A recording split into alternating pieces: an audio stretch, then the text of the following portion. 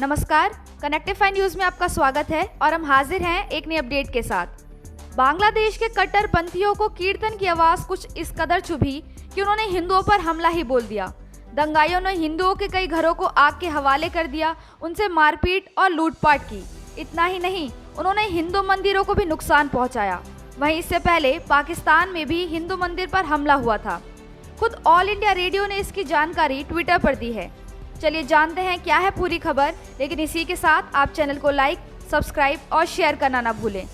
Bangladesh Hindu unity council ने अपने Twitter handle पर कट्टरपंथी इस्लामिक आतंकियों द्वारा हिंदुओं में तोड़फोड़ की कुछ तस्वीरें शेयर की हैं, जो कि सोशल मीडिया पर काफी वायरल हो रही हैं। हमलावरों ने अल्पसंख्यक हिंदू समुदाय के कई घरों में आग लगाई, उनसे मारपीट और लूटपाट की।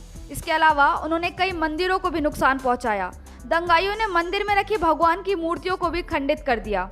घटना बांग्लादेश के खुलना जिले के रूपसा उपजिला के श्याली गांव में हुई। रिपोर्ट के मुताबिक हिंदू श्रद्धालुओं के एक समूह ने मंदिर से श्याली शमशान घाट तक कीर्तन करते हुए एक जुलूस निकाला था। उन्होंने रास्ते में एक मस्जिद पार की थी। इसी दौरान जुलूस का विरोध किया गया, जिसके बाद भक्तों और इमाम के बीच तीखी नोकझोंक हुई।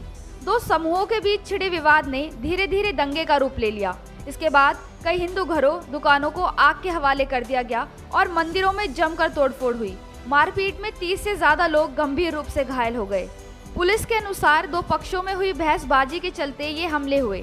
दंगाइयों ने सबसे पहले मंदिरों को निशाना बनाया और इसके बाद से वे लगातार हमले करते। बांग्लादेश में अल्पसंख्यकों के खिलाफ हमले हाल के सालों में बढ़े हैं। इसका एक कारण हिफाज़त-ए-इस्लाम जैसे संगठनों का देश में तेजी से लोकप्रिय होना है। मार्च में प्रधानमंत्री नरेंद्र मोदी को भी अपने ढाका यात्रा के दौरान विरोध का सामना करना पड़ा था। अब सवाल ये उठना लाजमी है कि आखिर हिंदू अल्पसंख्यक समुदाय बांग्लादेश में हिंसा का शिकार क्यों हो रहा है। इतिहास गवाह रहा है कि जब जब कट्टरपंथियों का बोलबाला हो जाता है, तब तब अल्पसंख्यक समुदायों को निशाना बनना पड़ता है। इतिहास के मुताबिक 1947 में जब प्रायद्वीप में बंटवारा हुआ था, तब लाखों हिंदू परिवार यहां से पश्चिम बंगाल और उत्तर पूर्वी भारत में गए थे। ऐसे ही कई मुसलमान परिवार थे जो उन हिस्सों से आकर बांग्लादेश में भी बस गए थे। इसके बाद 1950 में तब के पूर्वी पाकिस्तान और आज के बांग्लादेश में सांप्रदायिक दंगे हुए, जिनके बाद अल्पसंख्यक हिंदुओं की एक और खेप भारत की ओर रवाना हुई थी।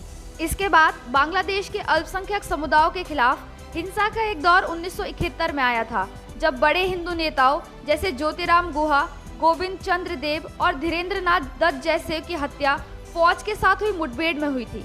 आंकड़ों पर गौर करें तो जहां बांग्लादेश में 1971 के दौरान लगभग 25% आबादी हिंदुओं की थी, वहीं अब 10% के आसपास ही बची है। कई रिपोर्ट्स की माने तो पिछले 4 दशक में हिंदुओं के मंदिरों समेत घरों और जमीनों को नुकसान पहुंचा है। लगातार हो रहे इन दंगों से तंग आकर वहां के कुछ लोगों ने हाल ही में प्रधानमंत्री नरेंद्र मोदी से मदद की गुहार लगाई थी।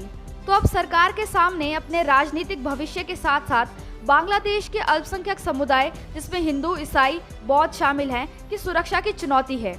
अब देखते हैं कि भारत सरकार इन सब पर क्या फैसला लेती है। तो आज की अपडेट में बस इतना ही। ऐसी ही और अपडेट्स के लिए आप बने रहिए हमारे साथ कनेक्टिफाई न्यूज़ पर, और जाने से पहले चैनल को लाइक, सब्सक्राइब और शेयर करना ना भूलें।